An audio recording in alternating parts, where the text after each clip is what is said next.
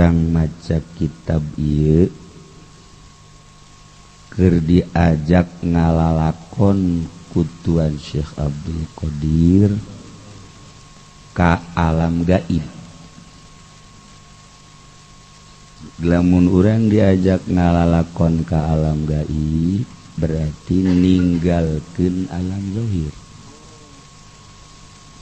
Lamun urang kuari diajak ngalalakon ka alam gaib, alam zahirna teu ditinggalkeun, ragag. Jis urang endek siap ngalalakon ka alam gaib, kudu siap ngaleungitkeun alam zahir. Lain ngaleungitkeun haju urang teh ngubur maneh di taneuh. Lain ngaleungitkeun alam zahir haju urang teh lulumpatan. Ta'alluqna hate ulah aya mobilan di jero hate. Ulah aya kareta di jero hate. Cenah kiai paling ge orang Subang. Urang Subang mah masalah. Urang Karawang nambahan deui. Atuh beuki leleb da Bang. Ulah. Ye. Ahli thariqah wiridanana pertama la ilaha illallah. Kadua Allah Allah Allah Allah. Mun geus wayah. Katilu huwa huwa huwa huwa. Mun geus wayah. Kaopat al-haq al-haq al-haq al-haq. Nu kamari dicaritakeun. Jadi dibagi 3 horenganan, 12 bagi 3 opat. Geus atuh pertama kolemna opat. Mutawasitoh opat. Engke tahap akhir muntahi opat. Naik engke ka dituna al-hayyul qayyumul jabbarul wahhab. Opat. Naik deui al-fattah al-wahidul ahadus somad. Hiber. Kamana kahayang? Babari tah ngomong mah babari tah ngomong mah. Titah ulang ngadahar lau bae pantang. Salila 40 poe bae pantang ulang ngadahar lauk daharna teh nganjing uyah bae paling di dagingan setik itu. Geus agak eueuh. Tambahan urang titah nyepi besa jam besa peuting ngagigeuh. Ai wiridan mah gampang, wirid tapi praktekna sesuai jeung aturan. Endek naon eta istihdor, ngahadirkeun Allah di jero qalbu. Nu mimiti di sodru supaya ka kolbu, ti kolbu kana fuad, ti fuad kana lub. Ilah deuk utar atur eta. Nah, di dieu fa hurufu hadhil kalimah 12. Huruf kalimatun thayyibah la ilaha illallah kamari kan geus dihitung kurang 12. Fa asbatallahu fi atwaril qalbi idzan likulli harfin isman wahida. Ku Allah ditetepkeun dina latar qalbu urang. Tiap harap teh aya ngaranan. La lam eta aya ngaran asma Allah. Aya hamzahan. Hamzah eta ngandung makna isman wahida. Ila lah deui aya hartian lain sambarangan. Aya haan, hakna aya isman wahid. La ilaha illallah teh pinuh ku ngaran-ngaran Allah. Urang teh endeu ka alam gaib. Alam gaib di dieu lain alam gaib cara anu osok tararapa di gunung hayang keris. alam gaib di dieu lain alam gaib cara anu zarah ka kuburan sok ngedeng mah di kuburan.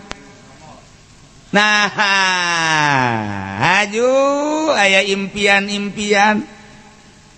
Ujung-ujungna mah hayang dunia-dunia kan. Alhamdulillah cenah barang zarah kadinya ngimpi masyaallah tah datang bokor emas ya. Sia mah kanu kitu deui. Tah likulli alamin salasatu asma, tiap alam tilu ngaran.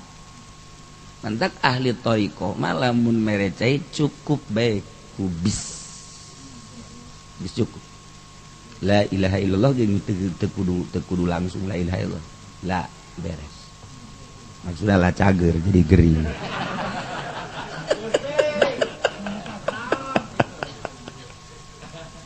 geus moal ka harti sebab alamna geus didinya urang mamake alam zahir nyana geus alam eta geus lain deui sebab di alam eta mah bila lukin wala harfi kudu ngomong nyana geus aya nyurusup di alam eta set karasaeun teh ku ahli karasa nyana pindah di alam zahir ka alam batin teh karasa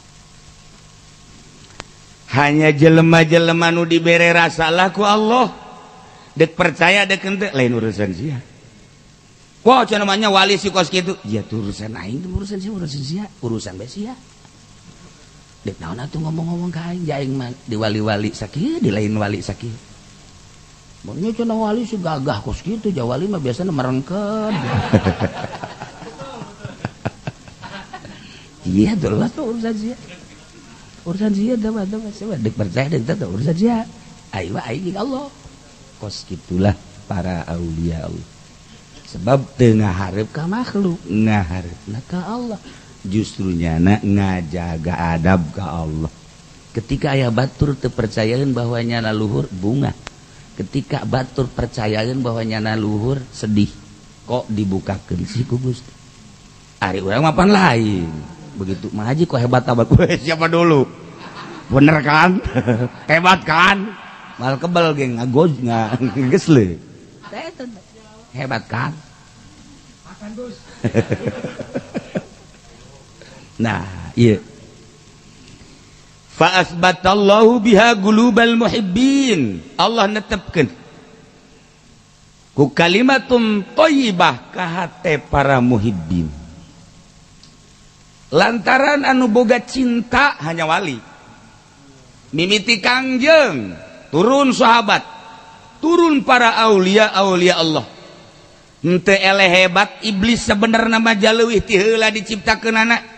Tetapi kunaon iblis disiksa iblis teu boga cinta hiji nya nyaho kahebatan Allah ngaku Allah pangeran ngaku kangjeng Nabi teh Rasul panghebatna cuman eueuh cinta tah ketika urang teu boga cinta ka ahli Allah introspeksi aya naon di diri urang mahal cinta teh eta mahal urang mencintai seorang waliullah eta geus luar biasa mencintai seorang kiai anu ahli Allah geus eta pohara luar biasa geus aya di lingkungan wilayatullah ketika aya jelema deket jeung kiai tapi teu cinta atuh sakadar deket zahir malah di tukang meneng ngajebian hijab hanya jelema-jelema nu kos kararitu geus bae sabodo naon bedana jeung kafir nya kafir ge wauh jeung kiai ngan teu cinta cintana lain cinta urusan gaib dan cinta ka jelemana hayang di aku hayang di naon kitu kan dibantu dan lain-lain sebagian urusanna syariat zahir tapi jerona teh cinta mun cinta ge nya iman nah eta lah mahalna cinta matak di dia aya qulubal muhibbin nah Allah netepkeun ku kalimatun thayyibah anu dibagi-bagi ngaranna tadi teh geus diheula tadi nah ieu ka hate para muhibbin mimiti ngucapkeun la ilaha illallah dibagi di ilmu tauhid la ilaha illallah zikir napi isbat la ilaha pangeran illallah di isbat angin Allah sakitu di ilmu tauhid Tapi ketika orang ngaji ilmu thariqah maknaan la ilaha pangeran nu kadeuleu ku mata, la ilaha pangeran nu kadenge ku ceuli, pangeran nu kaambe ku iru, pangeran nu kaleta ku letah, pangeran nu kacekel ku leungeun. Ja pangeran teh horeng sama sakali. Gusti teh cenah aya ca Quran, Gusti teh cenah aya ca Kangjeng Rasul, tapi da teu kadeuleu ku mata, teu kadele ku ceuli, teu kadenge ku ceuli, teu kaambe. Gusti teh baca cak Allah terus da.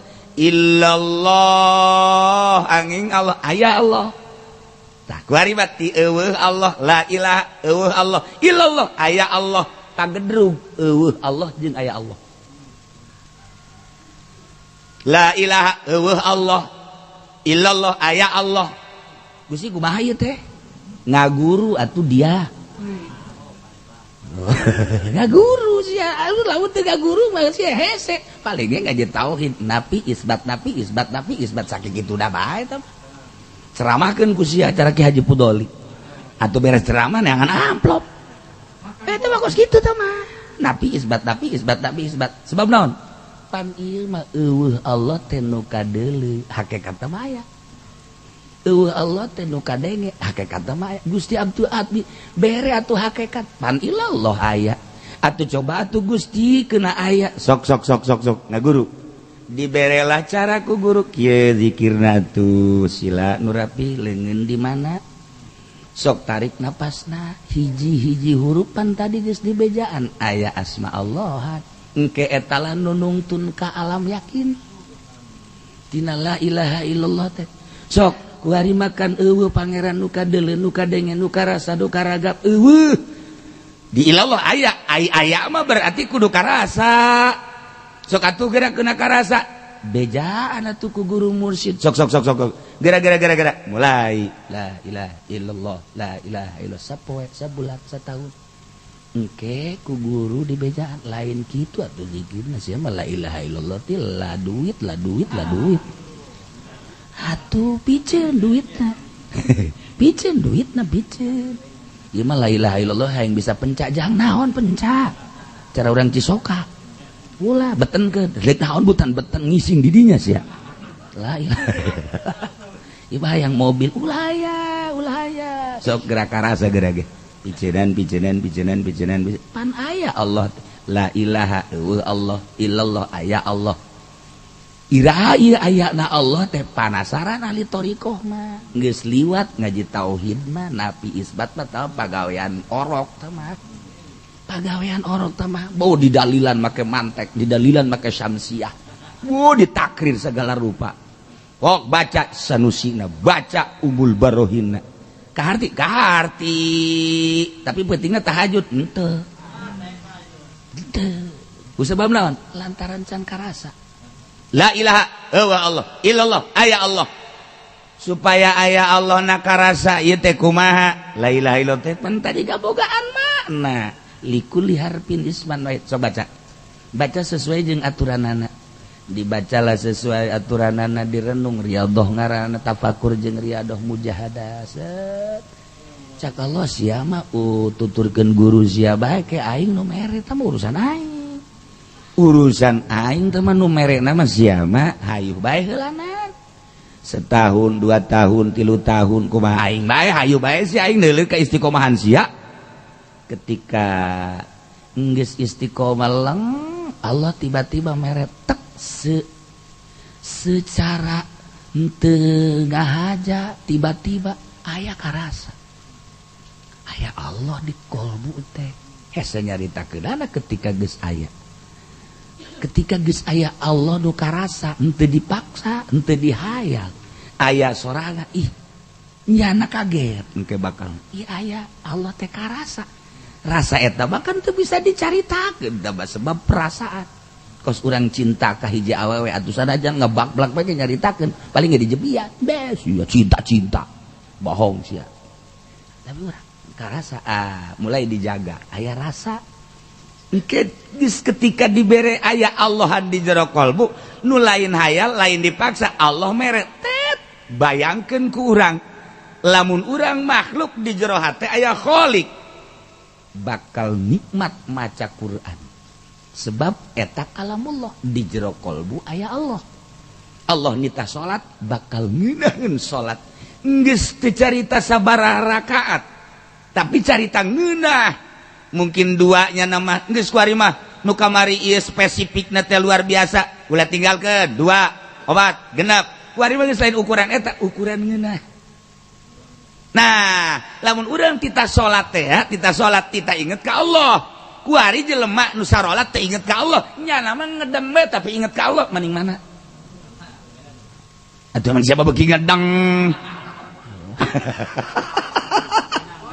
ulah kaget lamun urang neuleuk Gus Dur biasa bae nyeula Habib Lutfi teu salat diturutan ku urang teu salatna dah abah di dia salat emang loba teh abah kadang-kadang kieu beta mun jam 5 teh jam 5 mun tamu naon dieu bae kieu maca Quran teu naon teh kieu bae eta keur merenung keur bareng jeung Allah dibandingkeun dengan maca Quran haji pede a'udzubillah hayang berkat sama au kos gitu mah tuh kan jeung nu salat sholli Allah sholli li qada'il hajat qada'il hajat emang sih hajat hayang naon kabayar hutang Allahu akbar atuh eta mah salat teka nu kos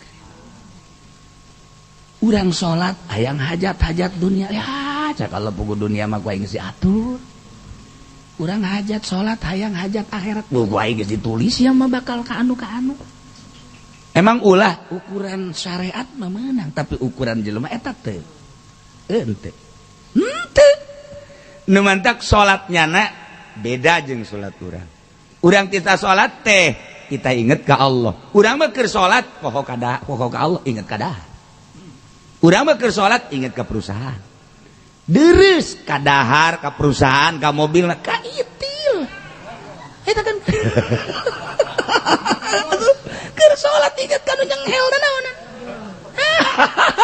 ya Allah ya Rabbi cak Allah tolol sia emang aing teu neuleukeun ka dia tah urang ayo wali mah keur ngedeng Allah di jero kolbu nah eta teh anu dina Al-Qur'an ngedeng qiyamau wa qu'udan ala junubihim pokokna namanya nama nangtung diuk ngedeng jeung sajabana selalu inget ka Allah atuh teu dibuat-buat ya kolbu nanggeus pinuh ku Allah henteu dipaksakeun keur nangtung inget ka Allah keur diuk inget lain eta mah kos kitu mah injection ih aing mah teu meunang hebat saeutik sia mah eta mah langsung jadi eta mah teu bisa disurahkeun ketika aya jelema nu nanyakeun ayat eta kumaha sih ngahartikeun kiamah wa kuna wal jurmi eta fakon fakale oh lain surahkeun dina thariqah mah kos kitu mah rasakeun ketika geus boga rasa atuh emang terus-terusan jajana madiu karasa nangtung karasa ngedeng hiji dan lain sebagainya zahir bisa bareng kolbun eta mah hanya jelema nu dibere rasa ku Allah karena istiqomah nah hiji-hiji da huruf mukakeun alam eta madak dengan la ilaha illallah sesuai jeung aturana bakal kabuka alam eta ku huruf-huruf nu tadi kulli harfin isban wahidat trek iyalah keistimewaan kalimatun thayyibah lamun enggeus terus sesuai jeung tadi dibagi opat keur kahiji be la ilaha illallah nomor kahiji Allah aya Allah karasa kuari ayana Allah encan naik tah heulanan ketika enggeus ngarasakeun ayana Allah guru mursyid nyahoeun ka dieu ya ka dieu naik maneh kuari naik Allah enggeus lain make sungut geus lakin make letah perem balem kolbu payenkeun geus tak kanyahoan ku guru satungtung guru neuleukeun bari manehana can boga rasa bali taekeun ai kuari mah torekat lain kitu naik geus ijazah nya geus meuli emasnya 100 gram mahar kok jadi hikmat sih imah jadi make mahar segala lamun can dibere mobil mama mau ditaikeun ih goblok torekat sih ke mobil nah ieu saralah gua geus fotokopi bae geus awalkeun ban torekat mah lain kitu awal nanti kuari tas saralah jelema atuh guru mursyid mah kudu ningalikeun ka murid didinya kene mandek didinya bae lain cara ngaji amil mah sia geus tamat encan aju sia deung tapi kula neuk balik eta bae fotokopi takriban tak kadang-kadang tarkibadana fotokopi ge geus sia talar sarua bae eta ge nang mama-mama keneh geus aing ngaji amil mah bisa atau surat ondang fotokopi geus sebarkeun adolos torekat teh bisa sebab naon ieu ngawurukan nyingrai-nyinggarekeun alam tinggalikeun nah wari geus bisa Allah ulah gancang teuing sesuai dengan detak kolbu detak jantung Allah awas kenceng teuing ulah kendor teuing ulah jantung sesuai jeung detak jantung Allah oh iman do Allah ambo dijemping-jempingkeun burung siap emang motocross nah jauhin guru mursyid bae siana laonan deuk ka mana ja Allah na aya kudu buru-buru amat Allah na aya di diri sia bener sia salah sia aya di diri sia untung sia rugi sia aya di diri sia Allah mah mere ikhtiar ka sia ieu deuk kalengiteun ikhtiar sok geura sing rapih da sing Allah sesuai jeung aturanana sakumaha guru mursyid kuari istiqomah kehadiran Allah istihdor Allah teh istiqomah kuari geus mulai aya di alam Allah naik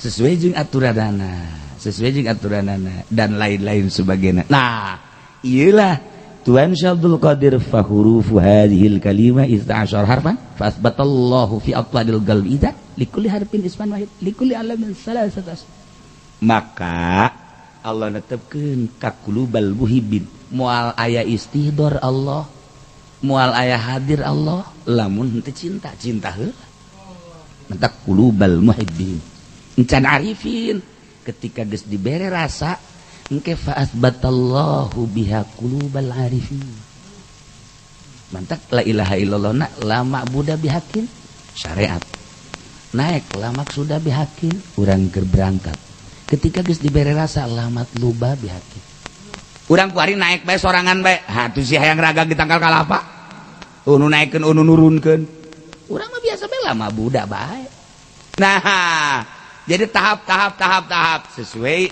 jeung aturanana rasa kanyahoan ke guru mursyid kok guru mursyid bisa nyahoeun atuh kadeuleu kan lempang kadeuleu sebab aya warna pewarnaan lamun jelema zikirna la ilaha illallah warna nu aya di dirina biru lamun nyana geus gawe Allah warna nu aya di dirina beureum lamun nyana ngawiridna huwa nu aya di dirina koneng lamun nyana nah eta aya warna-warna eta ji cenah jatuh kadeuleu ai di aku mah lalakona di kadeuleu tidak pewarnaan nah iyalah guru mursyid kok bisa nyahuan warna diri kadeuleu biru beureum koneng cenah hayang datang ka dinya dijeburkeun ku aing dia nah iyalah carita ahli-ahli Allah seperti kos kitu aya warna-warna moal bisa bohong jelema anu encan istiqomah dina la ilaha illallah na sanajan nyana ngomong torekat di hareupeun Habib Lutfi misalna atuh nyahoeun Habib Lutfi tapi senyum-senyum ya udah kayak kos gitu saya ini udah ngewiridin udah lama terusin aja sebab gitu tapi ini belum kerasa bukan dia atuh urang Pekalongan ge wae dia mah dia bae hanya orang-orang tertentu lah ngan nyana teu daekeun mukakeun geus hayu bae lan hayu bae emang sakitu diberena geus aya tanda-tanda nyarambunglah ahli-ahli Allah jeung ahli Allah tina tanda-tanda eta moal kaliru sadunya urang kapanggih di Mekah urang kapanggih di Madinah aya tanda-tanda tersebut sampai saling senyum-senyum seperti etalah nah etalah hanya guru-guru mursyid anu nyahoeun tidak tanda-tanda muridna geus murid ulah teu terjelan ya abdi deuk ditaekeun tante ditalipak wae sia emangna sekolah SD make jeung nyogok sagala rupa urang nyogok kata bloon sia mah ieu bener kan deuk ka Allah lain main sugak sogok deuk ka Allah dia bener henteu geus teu bisa ngomong taekeun abdi teu bisa sebab tandana aya deuk kumaha tuh na iyalah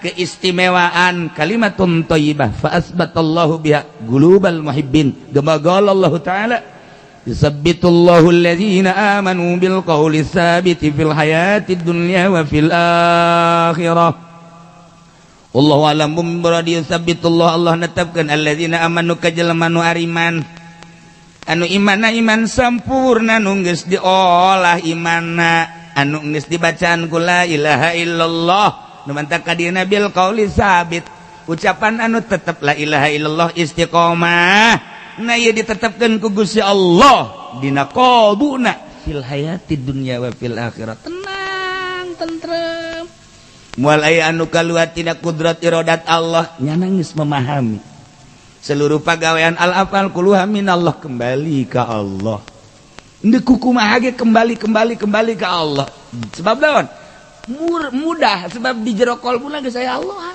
lempang nang Allah teu boga rasanyana diuk nang Allah teu boga rasanyana seakan-akan nyana eueuh la ilaha illallah pangeran nu kadeuleu nu kadenge nu karasa nu karagap illallah aya berarti Allah teh kuari mah geus karasa ayana Allah ternyata karasana aya Allah teh horenganan ngaliputan ke seluruh alam anu tadi geus dibejaan ku Tuhan Syekh Abdul Qadir seluruh alam teh asmaul husna ai asmaul husna teh asma Allah ai Allah na aya di qalbu atuh neula gunung aya asmaul husnaan neula laut aya asmaul husnaan neula langit aya asmaul husna atuh tama Allah kabeh ternyata asma Allah ngaliputan seluruh alam ternyata horenganan eueuh hiji perkara nu eueuh Allah atuh dibalikeun ku urang eueuh nanaon horeng Allah kabeh tuh kan geus ulah diteruskeun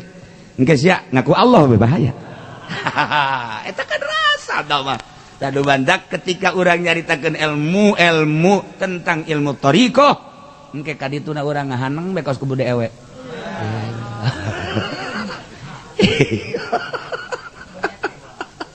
eta kos karar itu nah ndeu kumaha ge emang kos karar itu kajen ku kumaha ge tinggal carana apakah ieu Qadiriyah, apakah ieu Naksabandiyah, apakah ieu Utsmaniyah, apa ieu Ghazaliyah, apa ieu Khalwatiyah, apa ieu Tijaniyah dan toriko-toriko nu lain cara doang hiji be memperkenalkan Allah ngajak wauh ka Allah sakitu asal melalui guru mursyid ulah berbau dunia guru mursyid asal geus berbau dunia geus moal usul ai zikir kan moal usul ahok-ahokan segala zikir tengah peuting ngaganggu nu nyeri huntu ndek ka Allah sih kos kitu di satu sisinya dan ndek ka Allah di sisi lain batur kaganggu atuh pan tatangga goblok sia zikir bae huntu aing atuh penting doakeun ku tatangga teu beres moal usul adab ka tatangga adab ka keluarga adab ka guru adab ka lusahurun adab ka nusahandapeun adab geus ulah kanyahoan norekat bah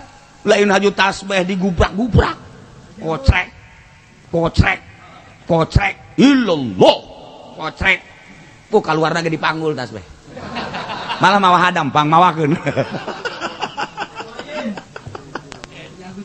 ulah kanyahoan ieu mah urusan roh ieu mah lain urusan zahir urusan roh ieu mah berarti kan kudu aya anu ngabimbing roh dek ka mana dek kumaha ditujukeun na ieu lah fa asbatallahu biha qulubal muhibbin urang encan bisa asana eungap amat cukup cinta bae ka ahlina wa adnan nasib at-taslim li ahli encan bisa urang mah aduh kikituan udang ti peutingna mandina zikirna cinta bae heulana cinta bae bagi dua jeung ka pamajikan lah heulana da engke ge dibere tina cinta kan berangkat mencarinya na engke penasaran nah ila yusabbitullahu alladhina amanu bil qawli tsabit fil hayati dunya wa fil akhirah urang boro-boro ngabahas Allah ngabahas huwa al haq dan selanjutnya eta penuh rahasia jeung makna anu urang melalui asma eta bisa naik ka langit ada lain lalagaan bisa nembus ka sapatala nu bantak eta Syekh Mansur bisa ti sumur Zam-Zam itu saat kau sapatala make asma la ilaha illallah nu di jerona aya 12 asma make eta Syekh Abdul Muhi bisa napak sancang atuh make la ilaha illallah anu diatur sakumaha tadi lamun kamari kula dongeng jeung Habib Lutfi aya jelema berangkat jeung santrina kemudian manggihan walungan gede begitu manggihan walungan gede dek nyebrang eueuh parahu eueuh kapal sedengkeun ieu deuk berangkat ka ditu bingung jol bae guruna sebut ngaran kula cak guruna yakni Abul Abbas Al-Mursi guru Ibnu Athaillah sebut langsung dihadiahan barem ila ruhi Syekh Abul Abbas Al-Mursi Al-Fatihah set begitu dihadiahan kadeleuna laut teh batu pan leumpang kabeh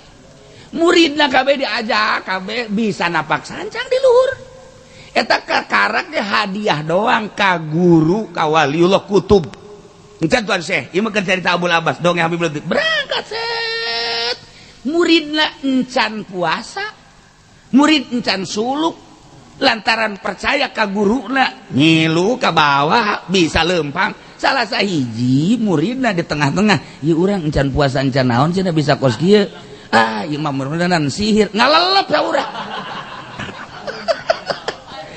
ngalelep saurang nah itu tuh sia mah hasud ya Allah ya Rabbi kulantaran nyilep guruna kurang ngalelep cekel ulah suzon sia ka aing nyahuin guruna lantaran suudon nyana-nyana husnuzon balik deui husnuzon balik deui husnuzon napak sancang deui Masya Allah urang lamun nyaritakeun asma Allah dibawa ku asma Allah ulah ku asma Allah na ku jelema ahli Allah bisa bareng endeu kumaha tuh kaistimewaan ahli Allah ngan nyana embungeun besi kanyahoan embungeun bisa ahli-ahli Allah teh embung cukup sorangan bae ke kapanggih di awang-awang ke kapanggih di anu ke kapan nyana kaparanggih kos urang kan kapanggih di planet kapanggih di klub atuh sarua urang-urang nyana-nyana atuh urang main hotel kapanggih di hotel urang main proyek cara Haji Firdaus atuh kapanggih di aspal atuh sarua atuh aju Kipudoli atuh proyekna atuh proyek ngariung kapanggih jeung kiai nyahoun nya kiai mana Habib mana tah lamun deuk booking ka nyana asal perpuluhna bae sih atuh samakom seperti etalah ieu keur carita seperti etalah wali jeung wali katu kaparanggih emang teu kapan katu kaparanggih nah maka kulantaran geus ditetepkeun fa anzalallahu alaihim sakinatal anas ieu ngabahas sakinatal anas wallahu a'lam ngalalakon tentang ruh tempat ruh jismani dina badan as-sadru ma'al jawari ieu mah urusanana nu dihareupan syariat muamalahna pagaweanana tugasna al-amalu bil mafruḍat timimiti parukunan riyad takrif fathul mu'in naik Fathul Wahab Iqna Tuhfah Raudhah Al-Um Isbahara dikutak-katik masalahna sah pasid batal sunah makruh jawas dengan berbagai dalil tarik-tarik timbullah tarjih mu'tamad sahih asah dhaif kaul rajih marjuh jadilah kitabna menjadi i'anatul talibin opat cili jadilah raudhah 24 cili jadilah etalah kutak natik masalah kos dijieunlah organisasi ayalah bahsul masail Oh dikaluar-keluarkeun debat kos kitu urusanana ruh jismani balik bahsul masail diberi amplop. Alhamdulillahirabbil alamin. Undang kiaina sapeting 2-3 panggung. Dengan julukan macan tutul. Allah karim. Allah karim.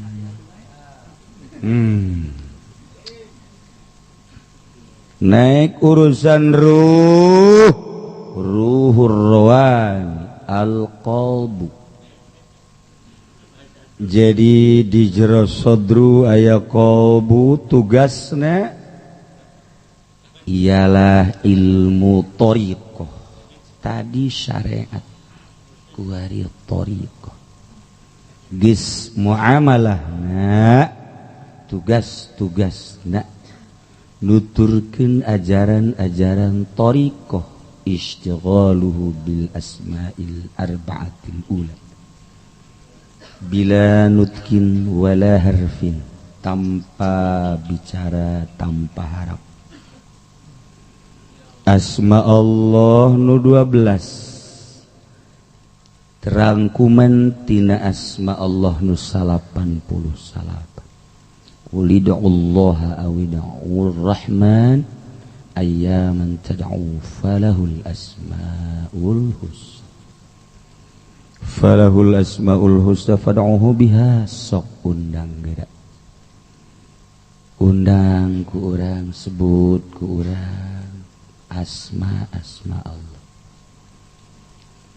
Tidilah mahalus syugli wa huwa ilmul batin. Ma'rifat adalah natijah asma'ut taun. Dunia langit jeung bumi teu kaluar tina asmaul husna. Ketika orang ningali nurobah asma Allah al-muharrik, ningali orang anu barahan asma Allah ar-rahman, nu dedeh ar-rahim. Ketika makhluk gede hampura asma Allah al-ghafur. Ketika makhluk keur meujeuhna galak asma Allah al-qahhar maksa. Ketika hamba Allah beberean pohara asma Allah al-wahhab. Kitulah la ilaha illallah Ar-Rahmanur Rahimul Malikul Qudusus Salamul Mu'minul Muhaiminul Azizul Jabbarul Mutakabbir. Suruh datang ke Al-Musawwir dan selanjutnya. Dirangkum ku ahlina menjadi 12 asma. Nu 12 dibagi 3 opat. Asma Allah nu pertama la ilaha illallah Allah. Kemudian huwa. Terus al-haqqu. Naik al-jabbar, naik al-wahhab, naik al-fattah, naik as-samad. Naik nu terakhir al-wahid, al-ahad. Masya Allah, ulah nu opat kadua, nu opat pertama nu bila nutkin wala harpin geus bisanya bakalan. Asal urangna sesuai jeung aturana. Roh urang teh wow jeung Allah. Tidak terkecuali seluruh roh wow jeung Allah. Di awak urang aya nur ilahi. Di awak urang aya nur Muhammad. Asup ka awak urang anu materialis materi sebab dijieun tina anasilul arba ardu maun naru hawa diasupkeun roh nu suci ka awak urang nu pinuh ku nafsu sebab materi meujeuna mun jelema resep ka mobil meujeuna mun resep ka sisarwiti sebab sapagodos jeung nafsuna neuleuh naon bae hayang aya baso diteri aya si omai deleg-leg somai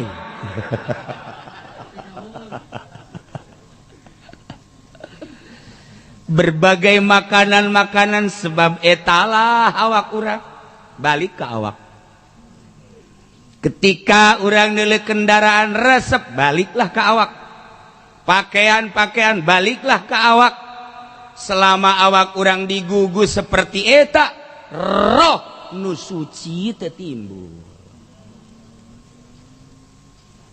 jadi lain kudu urang teh ngagali lain tinggal disingkapkeun beja geus aya rohna di awak urang kesucianna geus aya henteu kudu digali singkapkeun sok geura mimiti buka bajuna katembong rembai bulun jabri goreng Masya Allah siapa dasar anak buah sinden teh seperti etalah tinggal disingkap-singkapkeun ku urang aya di awak urang nur ilahi Masya Allah kari Nur Muhammad geus aya di awak urang tinggal singkapkeun ngan ieu nyingkapkeunana lain cara nyingkapkeun si eta mah ditoel nyingkap sorangan atuh otomatis injection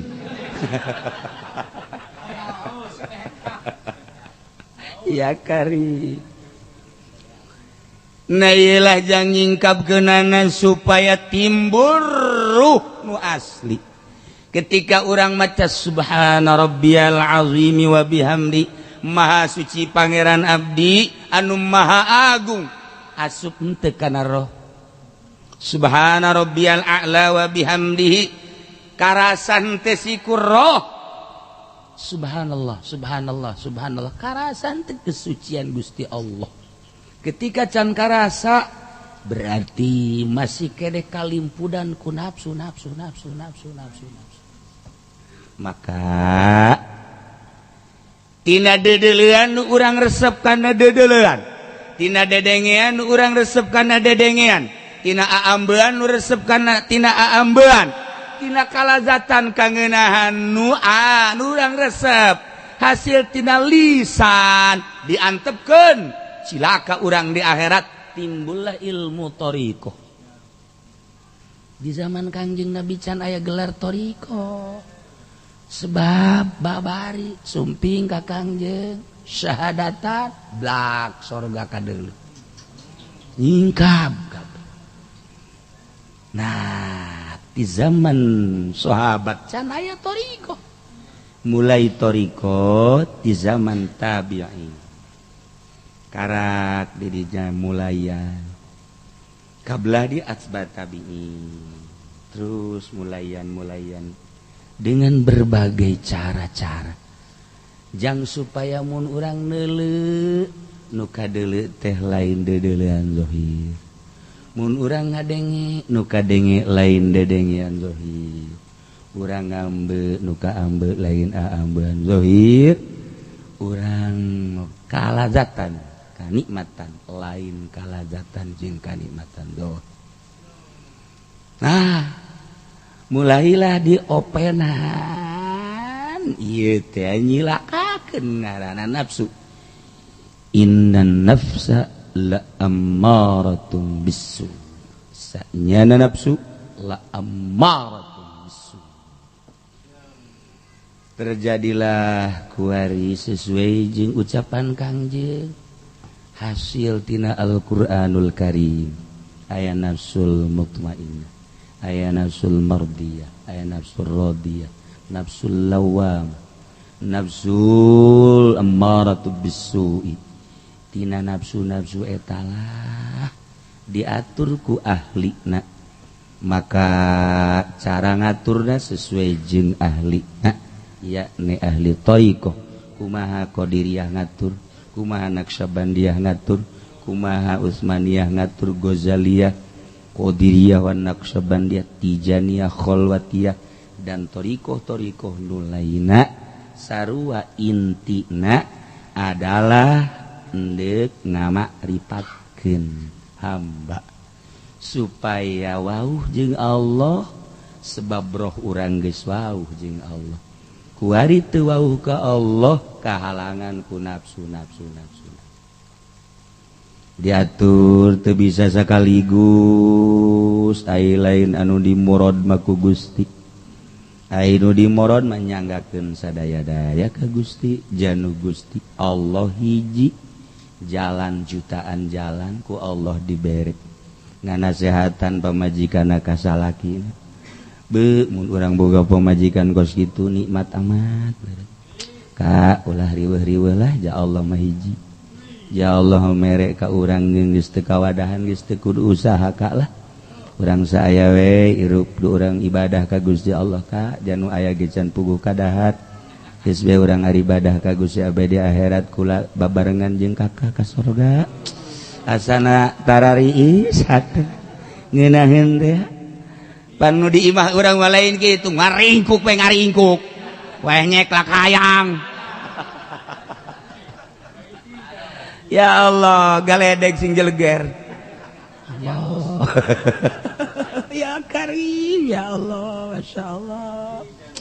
Ai kurang deg diinggesankeun geus aya anak jeung bogoh di nu jelas nama Pak. Ain teu pan ieu kieu lalakonna. Ya Allah, ya Allah, ya Allah, ya Allah. Kos gitulah. Geus atuh ayeuna mah ulah bingung-bingung meureun di dinya makomna ya di dinya lah. Jelema lamun deuk dibere makom syariat atau makom syariat bae teu berani ngalengkah ka makom thariqah. Gangguan-gangguanana pasti loba. Emang ku Allah deuk diciptakeun di makom syariat meureun. Ketika jelema deuk dijieunkeun ku Gusti Allah makom thariqah, atuh ngadukung sagala rupana. Ketika dihalangan ku pamajikan sapira pamajikan indet sia ka ditu. Berangkatnya aidek dijadikeun di makom thariqah mah selalu berani bae. Mungkin sauyunan jeung pamajikan atau pamajikan nu ngahalangan ditinggalkeun.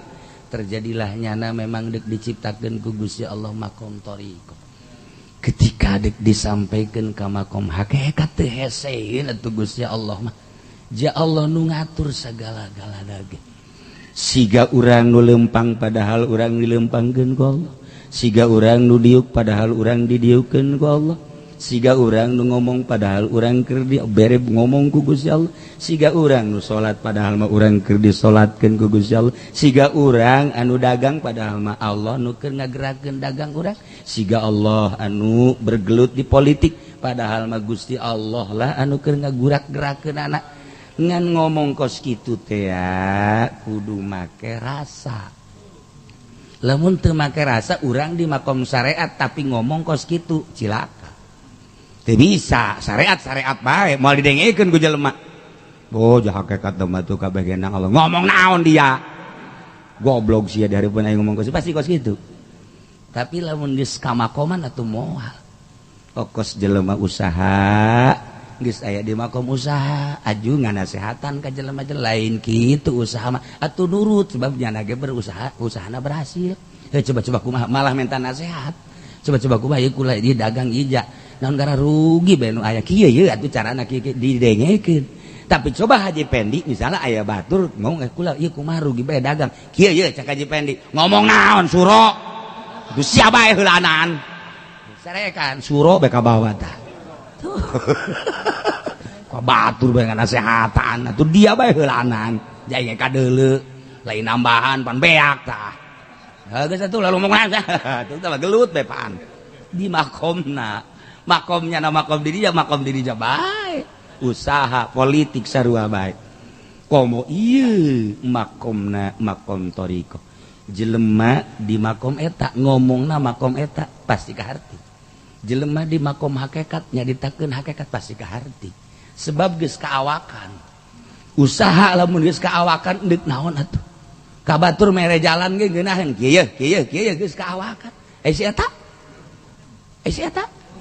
atuh teu kaawakan ngalengkah unggal ngalengkahan rugi bela ainu tadi mah pandongeng teh deuk ditangkep tapi dibere order ai sieu mah lain mimitina dibere order kadituna ditangkep dibalik Allah na hiji jalanna beda-beda nah iyalah ketika urang deuk wauh jeung Allah atuh kudu bebejana kanu geus wauh jeung Allah lamun urang deuk wauhna ka syariat atuh neangan ulama syariat ketika urang deuk wauh jeung Allah atuh bebeja kanu geus wauh ka Allah ngan jelema nu geus wauh ka Allah mah hesean nyaritakeun jelema hesean nuduh jelema hesean nyangka jelema wauh ka Allah dibandingkeun jeung nyaritakeun nabi jelas dibandingkan jeung nyaritakeun Gusti Allah leuwih jelas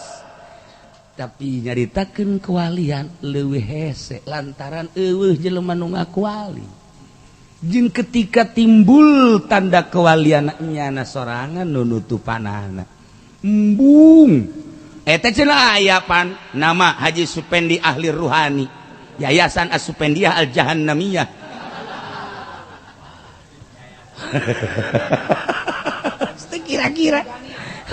kira-kira itu ahli ruhani ambo budak Masya Allah berani ya jelema di kartu nama make ahli ruhani segala rupa torek merohani nah urang endek hayang nyaho ilmu hakikat atuh ka ahlina nyana nu geus ngarasakeun nyana anu geus datang di toriko atuh sarua bae urang mah nyaritakeun nu hirup teh nyaritakeun nu hirup cek Imam Syafi'i hayatul ardi bidiam wa hayatul qalbi bil hikam Imam Syafi'i nyarita hayatul ardi hirupna taneuh bidiam ku hujan wa hayatul qalbi bil hikam hirupna hate ku hikmah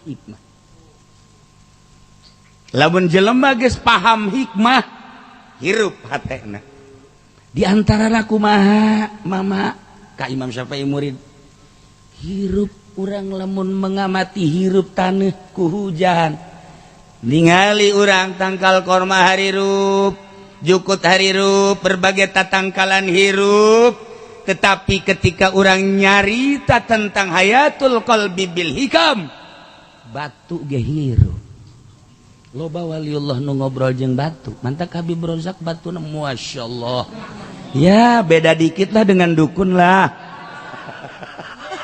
beda tipis batu ngobrol tangkal kayu ngobrol jeung wali sebab bengobrolna bila nutkin wala harfi atupan eta batu salam ka Kangjeng assalamualaikum ya Rasulullah tangkal kayu assalamualaikum ya Rasulullah Masya Allah karim tunggul korma nu biasa pakai calik ku Kangjeng ketika diganti ku mimbar cerik teh kadenge ku para sahabat ngahinging eta kan jumud lantaran aya hikmah hayatul qalbi bil hikam maka waliullah jelema berpolitik dinu loba jelema resepeun jasa jelema berekonomi di kerumunan orang banyak bisa ngembangkeun ekonomi jelema bersyariat hayang loba jelema mun yayasan hayang loba murid mun pondok pesantren hayang loba murid tapi ketika jelema wauh jeung Allah menyendiri lebih senang jeung leuwih rame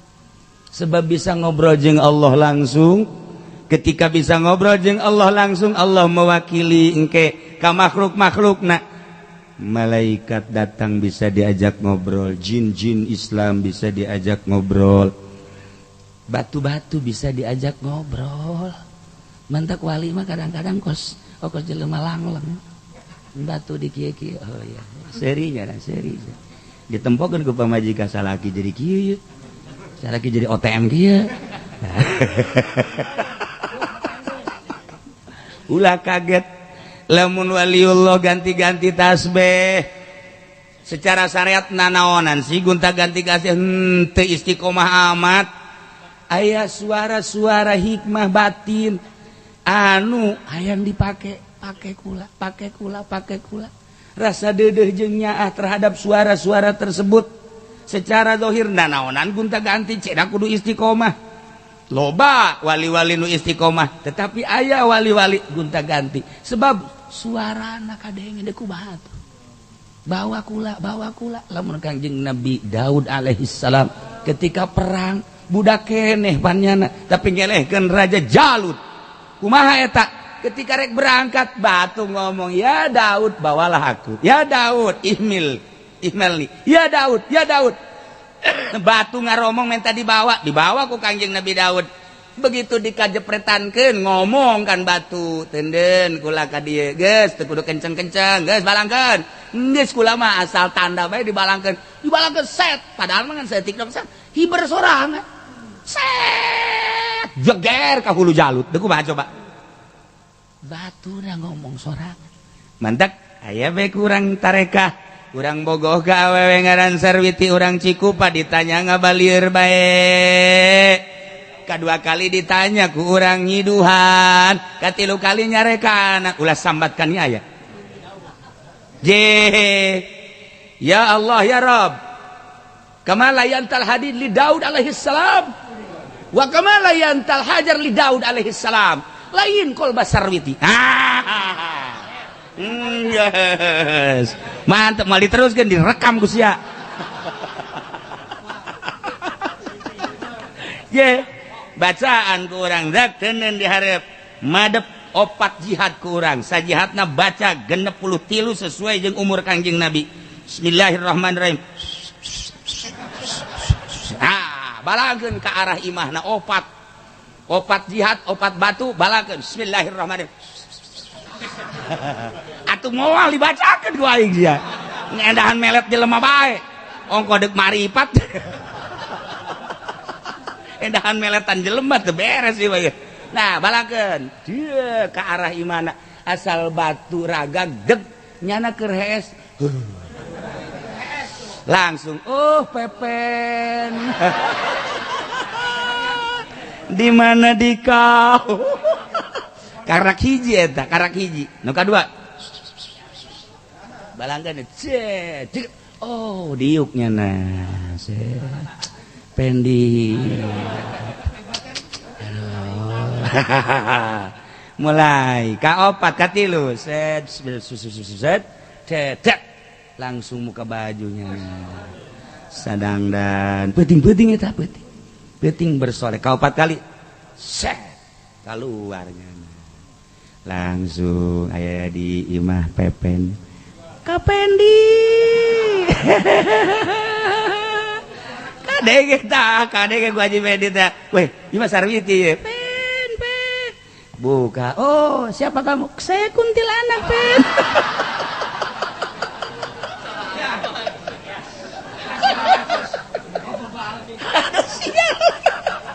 Masya Allah. Nah iyalah urang cerita hikmah hayatul ardi bidiam wa hayatul qalbi bil hikam. Masya Allah karim. Laila lagaan Imam Syafi'i lantaran nyana geus ngarasakeun naon bae hirup cik Imam Syafi'i. Benda-benda mati nucak syariat ternyata melalui hikmah hirup. Mun Kangjeng nyaritakeun eta batu salam karasa kunyana. Oh, sadaqta ya Rasulullah. Sadaqta ya Habiballah. Sadaqta ya Sufatallah.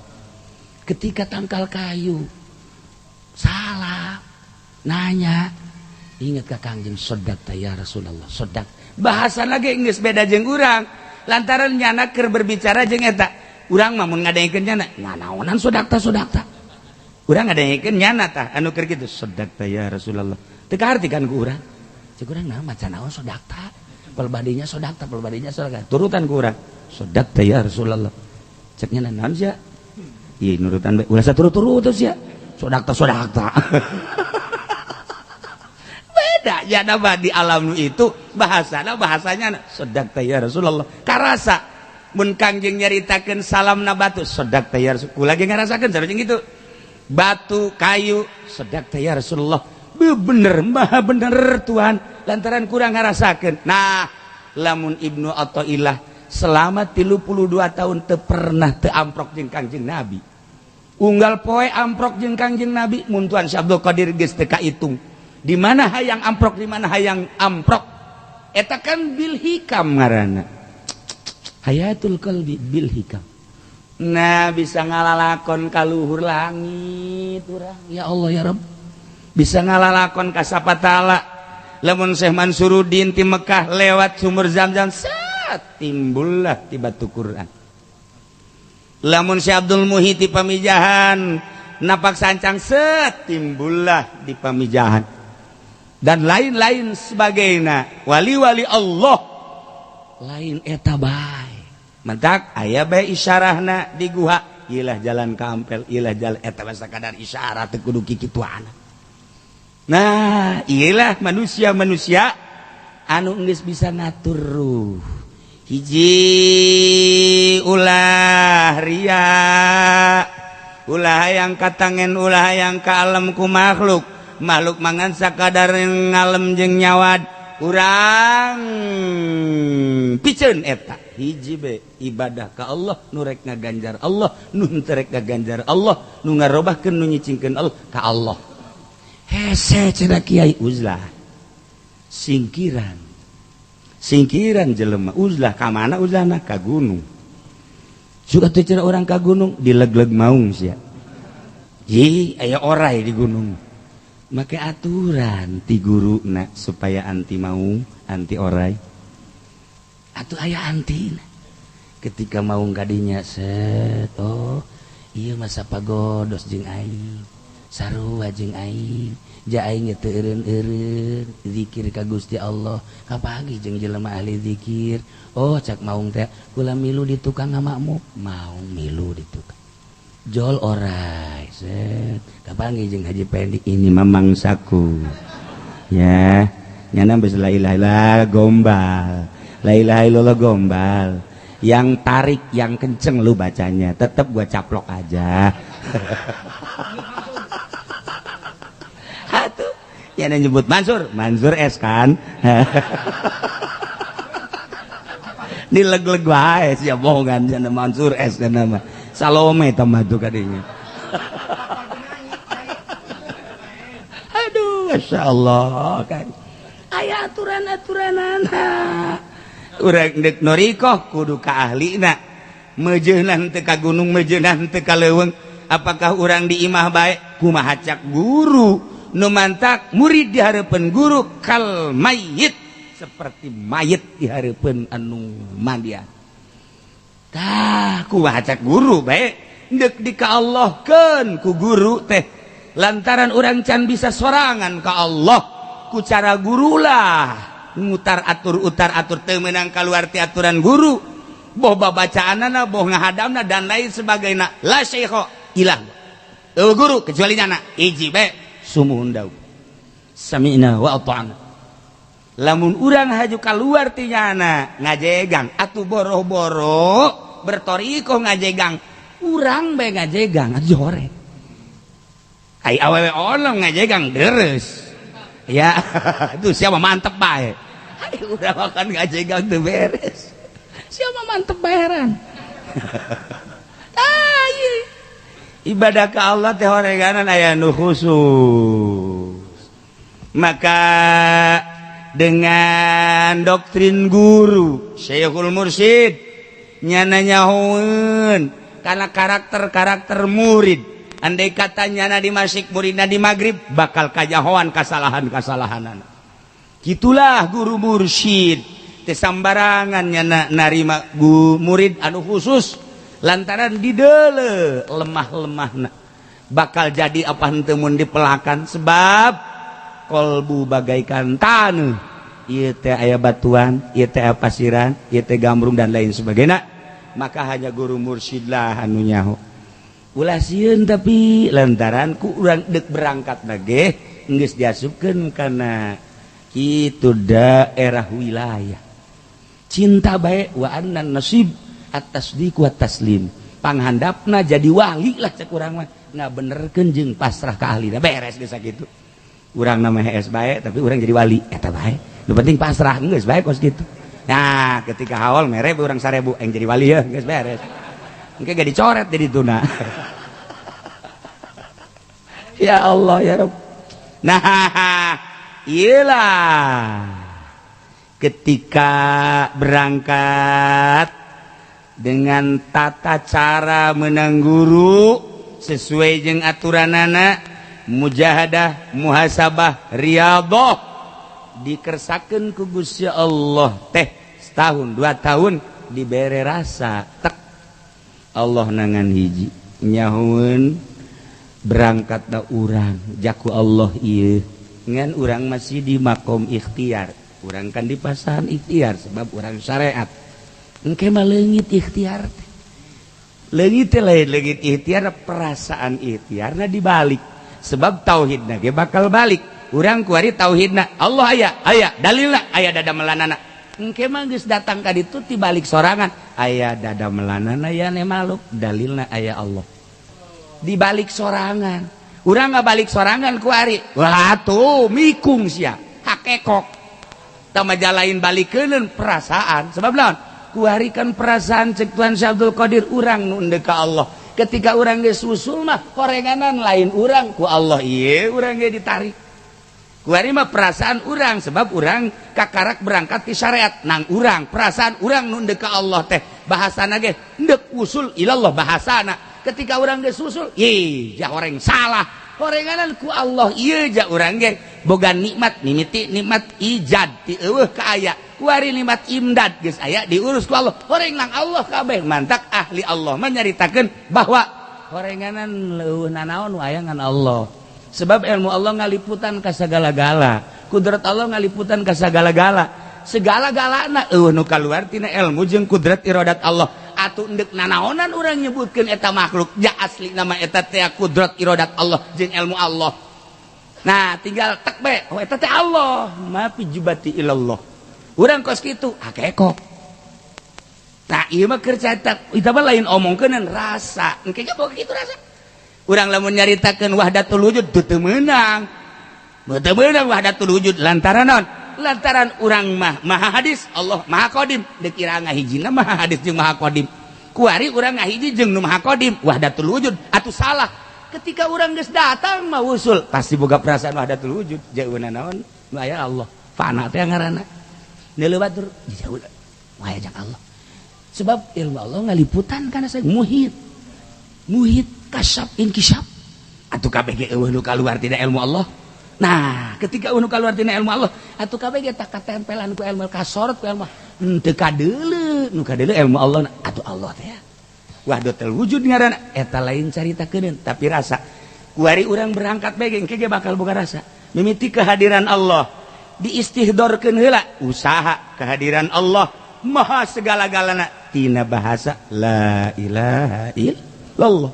La ilaha eueuh horeng Allah, eueuh nu kadeuleu, nu kadenge eueuh ja Allah teh padahal hakikatna mah kana illallah ja aya horejanan sebab karasa urang mah kuari teh ya syahadat urang ngabohong keneh ngabohong abdi nyaksian pernah sia nyaksian bahwa pangeran teh kadeuleu henteu pernah kadege henteu bohong ngan emang urang mah syariat datang kadinya bae mantak la ma'buda biyakin fil wujud illallah ketika para wali Allah asyhadu an la ilaha illallah abdi nyaksian karasa pangeran iwalti Allah karasa Allah nu maha ngatur maha karasa sebab aya di kolbu Allah dipuateun di dunia moal kapuateun tapi asup ka jero kolbu mukmin di kolbu mukmin aya Allah nu mantak cek Tuan Syekh Abdul Qadir kolbu mukmin adalah Baitullah rumah Allah ketika geus aya Allahan di kolbu teh kudu ka Mekah tawaflah di kolbu sok gerage ieu awak urang masjid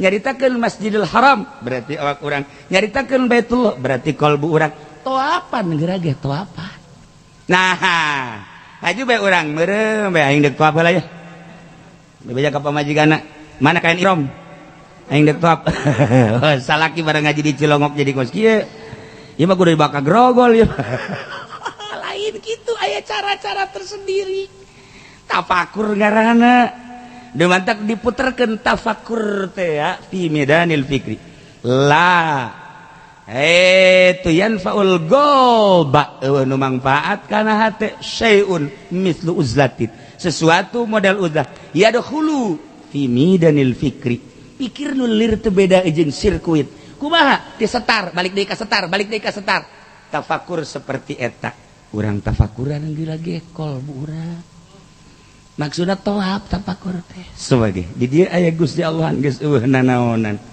mulai urang makin merenung makin indah ayat tertentu nu direnungkeunana geus sia mah merenung tafakur endahan kieu be teh kayak aing tafakur heula tadi ngirim karung 12.000 aju nu dibayar ngana tah lain tafakur gak hayal goblok tah lain tafakur beusi kadija tafakur ayeuna nu tafakur lain kieu lain gitu tempat tadi aing boga kawau urang Cikupa SMS saya gelis jasa kayak waing tapakuran salah ngomong sia tolol tapakur si kadinya tak badak ayah khusus jalan-jalan tapakur minimal 3 heula engke kadituna jadi genep tapakur napakuran nikmat heula Gusti abdi teh dibere nikmat ku Gusti teu eueuh ka aya ieu nikmat lain lalagaan sanggeusna aya ku Gusti dibere nikmat pohara dedeuleun dedengian amban segala rupa dahar nginum ngeunaheun Gusti tuluy dibere sehat be andai kata dibayar ku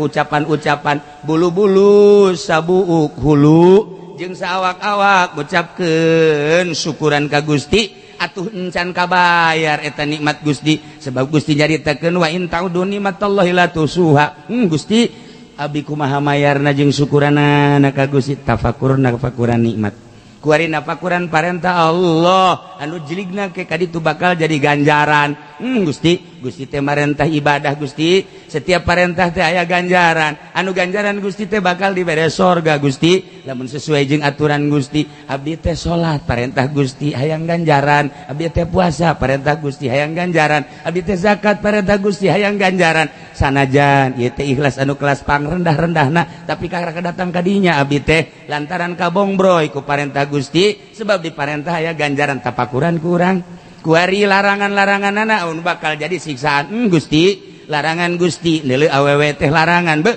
mun ku abdi diteruskeun bae meureunanan abdi cukup kana rakaku neuleuh si jahe bae ge ya Allah ya Rabbi tina dadahareun abdi teh kamari dibere ku bupati BHS aja dipake ceramah cek Haji Pudoli teh ya pede jasa Gusti cukup jang kana raka pamere bupati